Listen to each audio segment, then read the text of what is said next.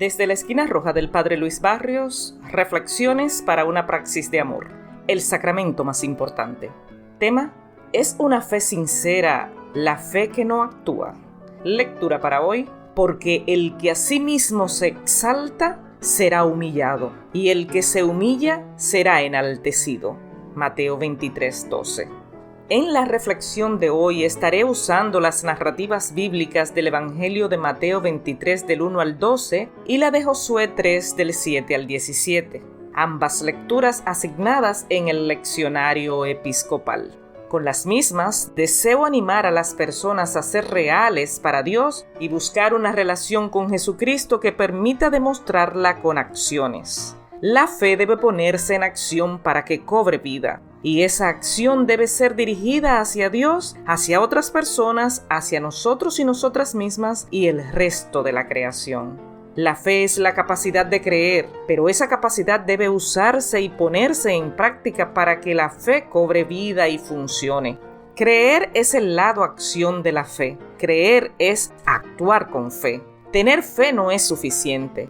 Tener la capacidad de creer no es suficiente. Uno debe de actuar sobre esa capacidad actuando de manera coherente con lo que se cree. Santiago 2:17 nos dice que la fe sin las acciones correspondientes está muerta y sin vida.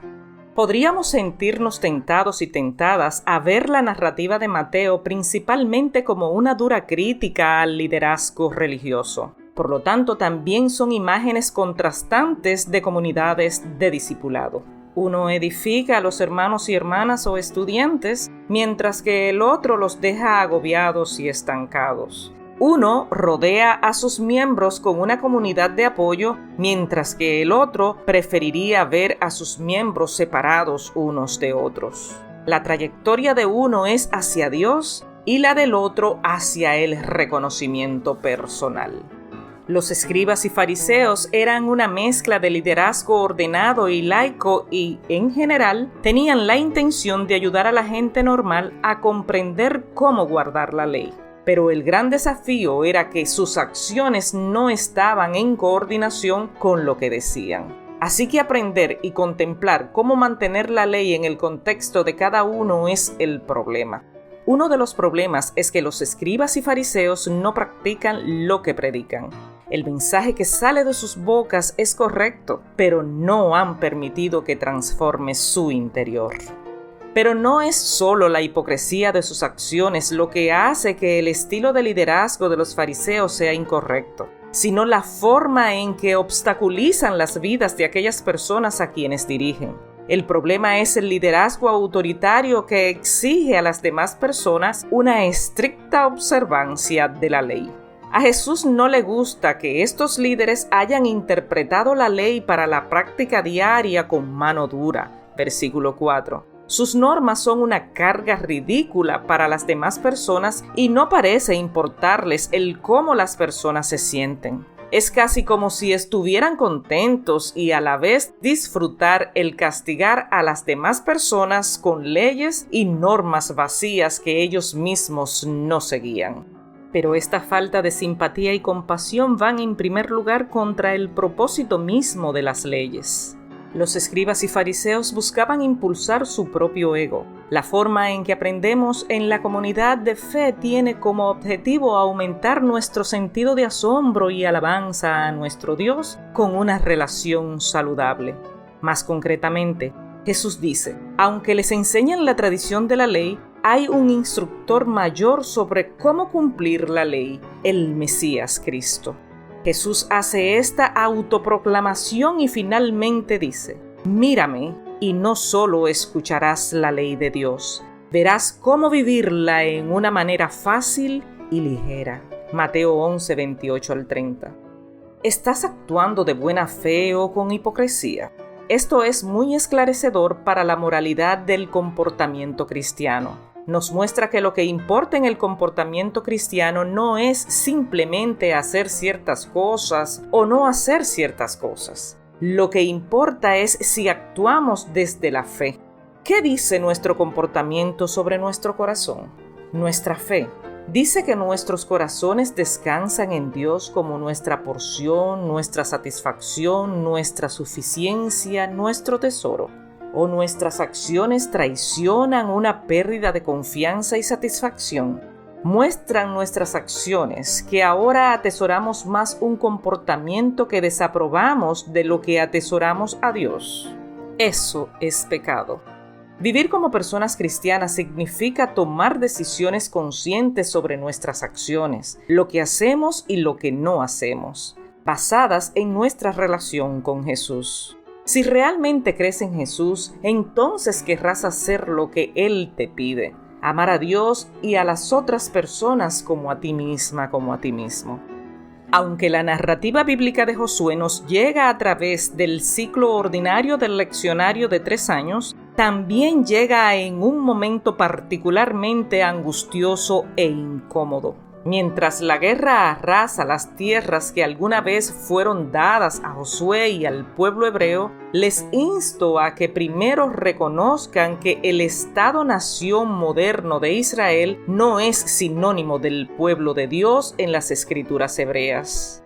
En segundo lugar, Dios, como se revela a lo largo de las Escrituras, es Dios del lado de los sin tierra, las personas desposeídas y las personas oprimidas. Hoy en día, en estas tierras antiguas, ningún grupo étnico tiene derecho exclusivo a estos atributos. A mí me parece que es posible vivir en comunidad, pero el odio, menosprecio, racismo, etnocentrismo debe desaparecer.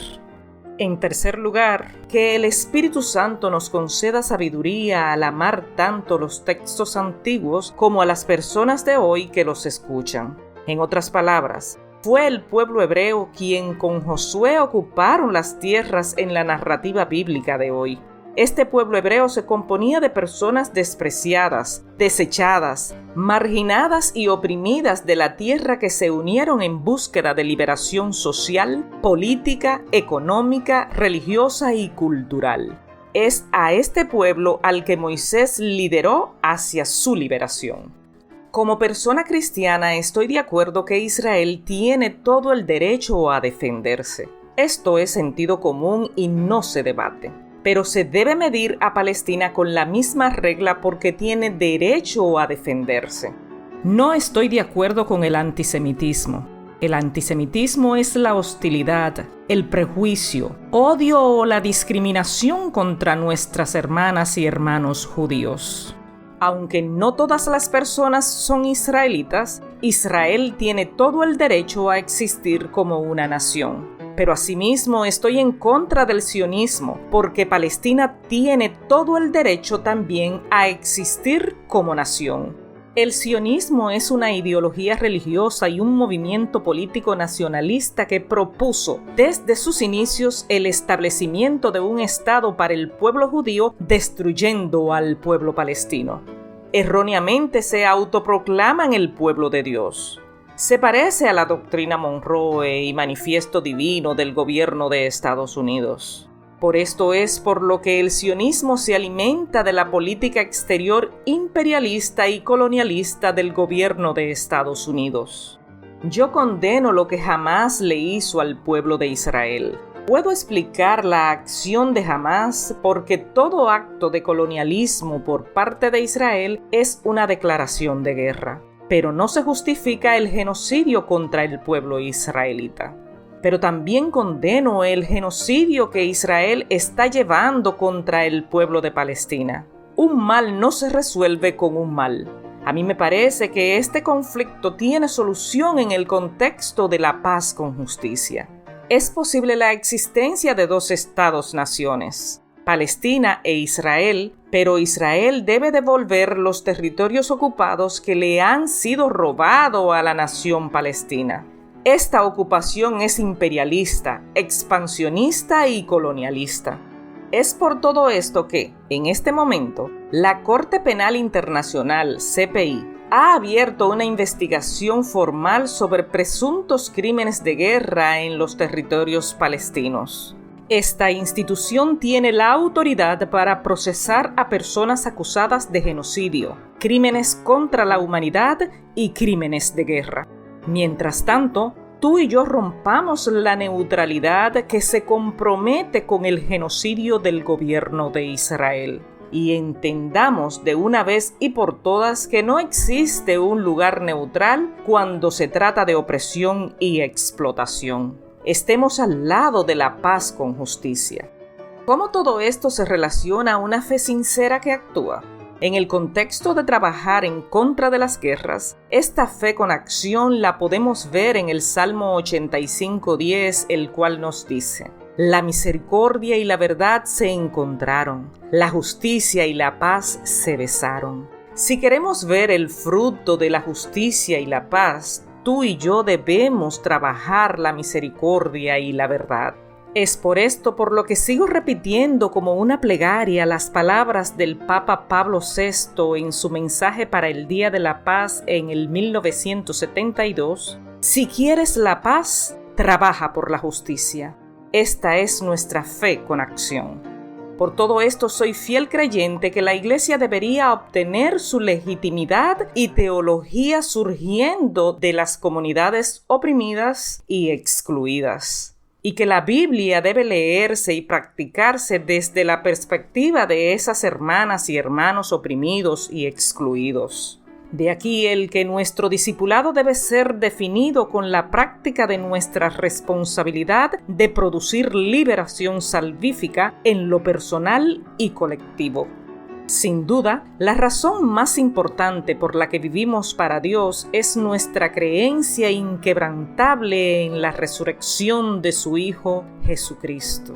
Es a través de su resurrección de la tumba que tenemos esperanza y la promesa de vida eterna con Él. Por ahora estamos aquí en esta tierra para contemplarla, cambiarla en algo mejor y protegerla. Es así como responsablemente comenzamos a construir el cielo en la tierra. Esta responsabilidad la hacemos real con nuestra fe en acción, la cual cree que la gente común y corriente sabe mejor lo que sus familias y comunidades necesitan y que sus voces deben estar en el centro de la vida política. Lo que nosotros y nosotras tenemos que hacer es ofrecer herramientas de concientización para que aprendan a hacer lecturas de conciencia críticas y no buscar respuestas mágicas. Que puedan ver cómo las políticas neoliberales de nuestro sistema capitalista destruye el fundamento de nuestra fe.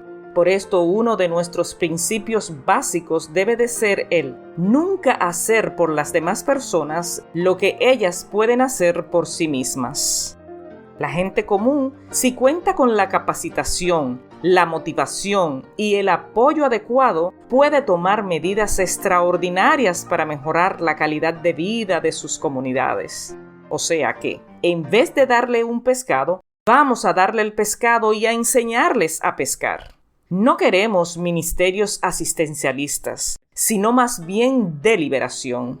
Es por esto por lo que esta fe en acción cree en el potencial de transformación de las personas, las instituciones y de nuestra cultura en general, y el poder de las personas de fe para liderar esta transformación.